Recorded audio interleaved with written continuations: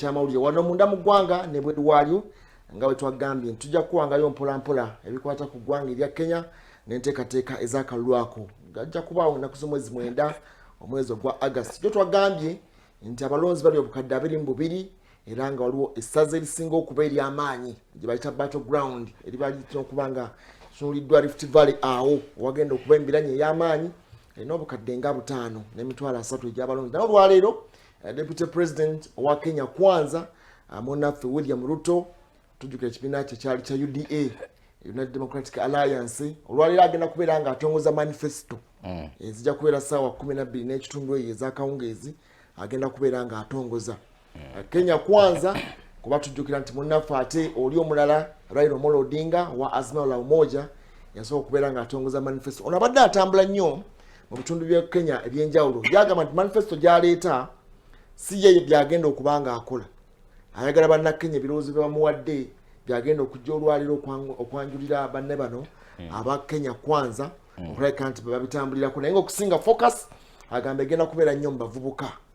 nga bwe twagambye nti akalulu kano emyaka 18 ku 34 abalonzi bangiko okwawukanako bano bulubuli obuzibu bwawo 28 ne 2013 ensonga zaawukanamuko ku mulundi guno oba oliawo era ebigenda kukyuka n'akalulu aka 2017 enteekateeka ku mulundi guno abalonzi beeyongeddemuko naye nga vibe eri nnyo mu bavubuka ebagamba nti ono bayinza omuliyira obululu okusinga enteekateeka yonna eyali ebaddewo. Actually tuyinza kibuusa maaso kubanga bw'otunula enteekateeka naddala gyazaatambulizamu enteekateeka ez'akalulu ke abavubuka badde bateeka ku mwanjo asel bw'otunulira era ku bantu abawansi agenda kutulanya abantu abawansi bwe tebagenda okubajjayo era nga kino kijjidde ddala mu mbeera ze gyagamba kyatuma nation hustlers mu nteekateeka y'okulaba nga babakuwa we batuuka. So amanifesto ye era suubira okwanga eyinza okutambuliramu naddala ku nsonga z'ebyenjigiriza kubanga nibatayinza kubeereka bbali butya eggwanga lya Kenya bwe ligenda okutambuza ebyenjigiriza abavubuka butya ku percentage olunaku olwaleero mu ggwanga erya Kenya abavubuka bangi ate mu mbeera eriwo nti ebbula ly'emirimu likyali lingi nnyo naddala munda mu ggwanga erya Kenya abavubuka bangi tewali mirimo. So atulabira ddala nti agenda kubanga ateekawo nnyo omuzinzi n'okulaba nga afuna that hype okuva eri abavubuka mu nteekateeka ze z'okunoonya akalulu. Asiro bw'otunuulira eggwanga lya Kenya kana akadde ndowooza embiranye eriwo n'engeri akalulu kano gye katambulamu waliwo abagitunuulidde nga bagigeraganya n'embiranye yaliwo mu mwaka wa 2007 mu nteekateeka z'okusuula akalulu era bw'otunula kati olwaleero pressure egenda mu maaso ebbuguma eriri mu kalulu kano tuyinza kubanga oba oliawo ogiteeka ebbali ate ezimu ku zi factors oba oli ezitaddemu nnyo embeera nti bukyanga lubanga lwa mmindi eggwanga lya Kenya okubanga ligenda okusuula akalulu nga president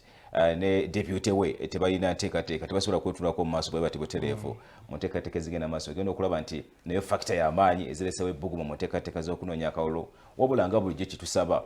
gy'emirembe mu nteekateeka zino okuba nate nga oba oliawo akalulu kano katambula bulungi okwewala biki ebiza ebibeerawo mu nteekateeka z'okulonda kwabwe abantu abavudde ebifo ebirala okudda bifo ebirala. So kitusabe kyo Mukama Katonda kibeere nga kitambula bulungi. Kibadde nga kyetaagisa okusinziira engeri obulamu gye bubadde nga butambulamu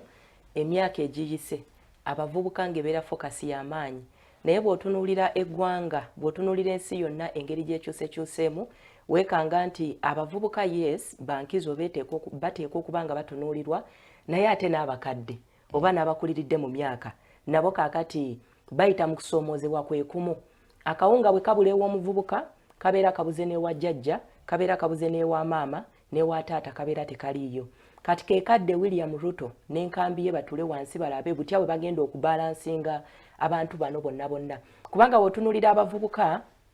emyaka giri kibadde nga nti abavubuka bateekeddwa okutunuulira ennyo mu mbeera y'okubatonderawo emirimu naye ate kaakati trend yakyuseemukko tetunoonya bunoonya mirimu gyokka wabula tunoonyezaako n'akawogo oba n'omugaati nti bw'otunuulira bannaffe abavubuka ndowooza tubala okuva ku mwaka gumu paka nga ku myaka 35 betuyinza okugamba nti bavubuka naye ate bw'otunuulira wakati w'emyaka 35 ku myaka 50 awo wewali abantu abakyasinza okuba n'obuvunaanyizibwa obuzito in fact abantu baneeno nabo be bavunaanyizibwa ku bali abavubuka babegwanyiza nnyo lwakuba nti mbu kiteeberezebwa okuba nti be bakyasinza okuba active mu bintu binene ebyobufuzi okusuula akalulu naye kati Ruto ne banne balina okubala kubanga kakati ebya campaign of course osangako bavubuka be balina energy vibe eyereekaana ono wa Ford akoze eki tubeera tubeetaaga naye bwe kituuka wali eri mu kasuka akalulu oba okulonda abakulu baneeno nabo bakauntinga bamatarenga kati minzaani agenda gikola atya okulaba nti abavubuka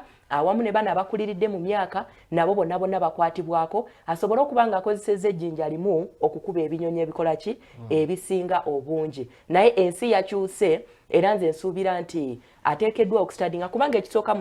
muna bizinesi amanye ekonomi ya Kenya bweyimiridde akadde kano Uganda saawa zineno kyenkana ffe tusustaininga Kenya bwe kituuka ku byokulya amafuta bateeka okuba nga bajja lwakuba nti luli eri kyali serious nnyo okuvaayo mu mawulire naye bateeka okuba nga bagakima waffe so kakati ebyo byonna byonna balina okubimaajinga balabe butya bwe basobola okuvaayo ne solid manifesto egenda okutwala Kenya mu maaso ebatuuse ku buwanguzi anti oyo people abeera bululu naye atatera kuba bululu ebyo biri ku nsi ya ku mulirwano they mean it Kenya mu East Africa actually Africa okimanyi nti abavubuka kyenkana bali bwe batyo naye nga ekibabeeza bwe batyo ku ggwanga erimu ku muliraano mwalimu candidate omu gwe bali bamanyiyo akayimba ke kamu ng'olugira ne bagira n'ogamba yi abo ba people be bagenda okuba obululu mulirwano nga akalulu kakubwa ebyaliyo wabiraba naye njagala kubuuza waliwo statement ya ranmate wa munafu ono munaffe Dr. William Ruto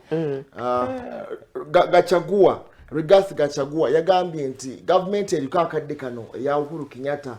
yakwata ensimbi ze ku account yalina billioni nga 12 nezifreezinga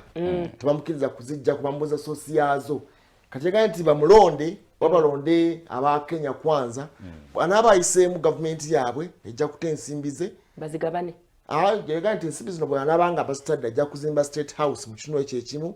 n'okuzimbirayo abantu ebintu eby'enjawulo simanyi political capital oba kiyambako bw'ogamba omuntu nti ensimbi zange nga muntu naye gavumenti eriko yazikwata bonna mutulonze tujja kubeera tuli safe bulungi ensimbi zino ziveeyo zigende mu maaso okukozesebwa mu bintu eby'enjawulo oba oliawo ng'alinga yeekubye ejje gavumenti eriko ya freezinga ssente zange ziri ku account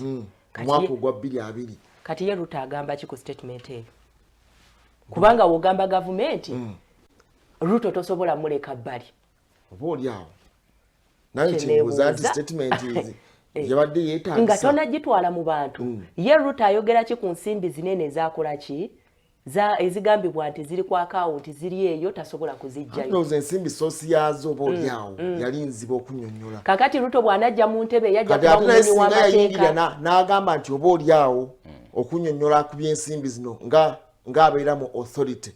bwe ziba nga zayingira mu bukyama ate gwe okuinfluensinga ziveeyo kanoga nti ate bwona bweyingidde mu buyinza ojja kuzita mulimu political capital ebitatambula bulungi either byali byabufuzi nga nona yali akimanyiiko oba yali otherwise nsonga ndala naye nga yabagambye bawagire Kenya kwanza bawangule ensimbi ziveeyo zibayambeko he had a point naye ng'ensabika ye yabuzeemu kubanga yandibadde wakiri agamba banna Kenya nti nina ensimbi ziriyo zitudde ku akawunti naye saaweebwa mukisa kuwulirizibwa ku butya bwe nafuna ensimbi ezo zatambula zitya ne zituuka ku akawunti naye nga ndi sure zaali bwe ziti ne bwe ziti ne bwe ziti okulaga obwerufu ekyo kyandibadde kiyambako n'okwejjeereza mukama we akadde kano gwatambula naye ani William Ruto naye bw'okola bukozi statement bw'etyo ekisookera ddala omuntu agamba bannabyabufuzi tebeesigika bisolo bya bikyamu bikyusakyusa ki amabala so balina okwegendereza ku statement ezikolebwa byebyo mukyalo Odinga be yali ayogedde byali bireeta tagali wano timunanga abasajja ba Katonda si buli gwolaba nti tulina okubapima tulina obayisa mu kasengejja ojjukira nti Kenya ali ekutta omuliro just ku nsonga eyo so mu buno obunaku obubulayo si buli kintu ekikugira mu bwongo nti kyogere ate bo bali mu kattu Gachagua ali mu kattu nnyo kubanga buli kyagamba nti government mukama we naye government anti nani yakugamba nti mbadde sibwa buyinza sajja bankuba ekikono kuva 2018 By the way, statement y'omusajja erimu eggumba bw'ogitunuulira alagira ddala nti obalya gavumenti nayo nga yeyina obunafu bwayo lwaki bw'okwata ensimbi z'omuntu